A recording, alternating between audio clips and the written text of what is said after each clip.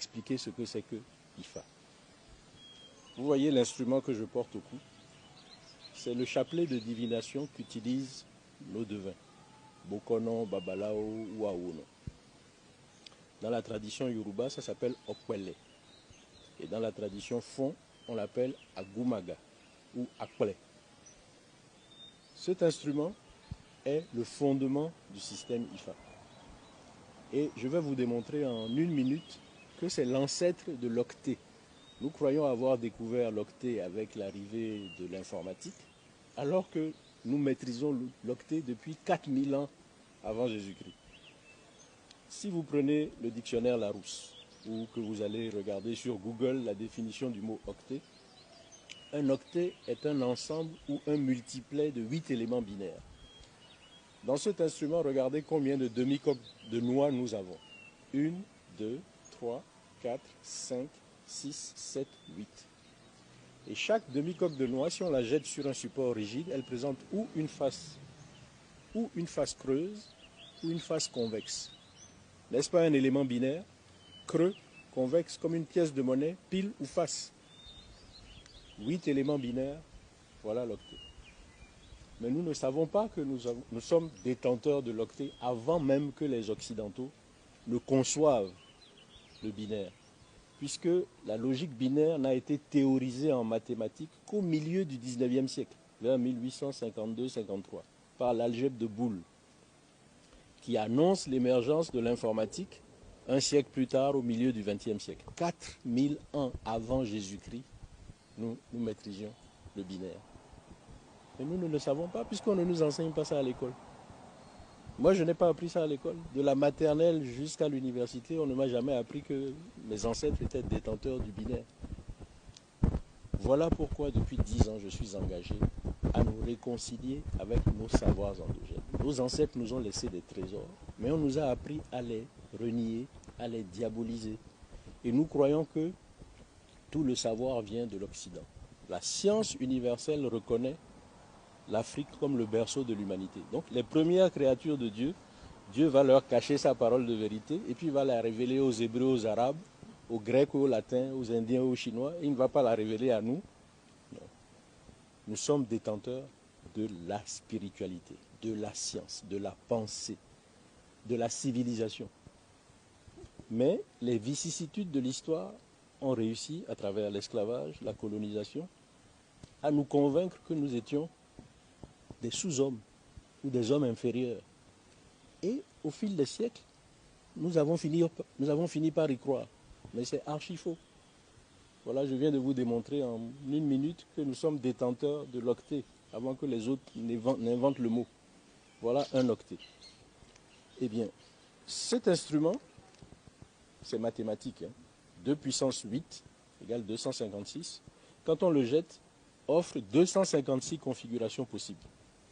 Ces 256 configurations correspondent aux idéogrammes d'IFA, et qui sont la base commune de 3 sciences. Donc imaginez que les 256 idéogrammes, je les enferme dans mon poing, comme une sacoche.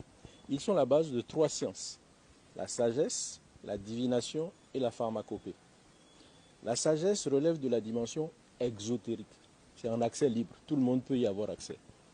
Mais la divination et la pharmacopée relèvent de la dimension ésotérique et initiatique. Il faut aller à l'initiation. Donc, je vous décris le système et maintenant nous allons naviguer dans la sagesse.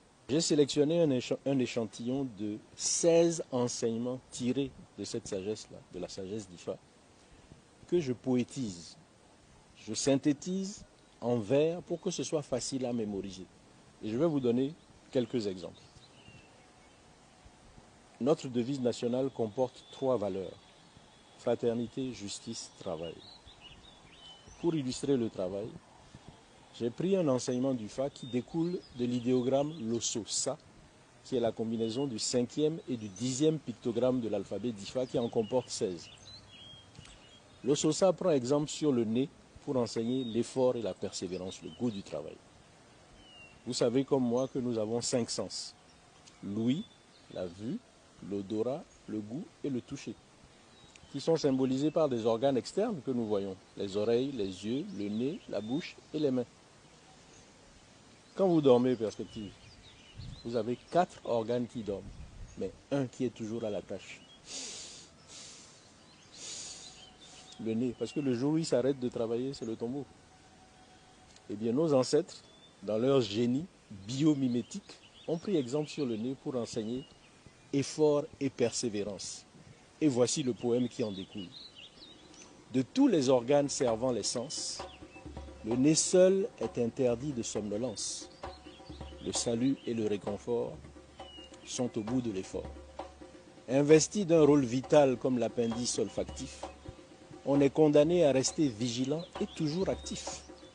Le salut et le réconfort sont au bout de l'effort.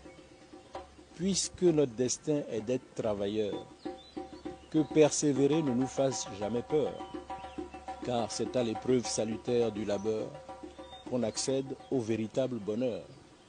Le salut et le réconfort sont au bout de l'effort. Je vais vous donner un deuxième exemple. Celui-là, je le considère comme le plus beau des poèmes que j'ai composés en m'inspirant de la sagesse d'Ifa. C'est l'humilité.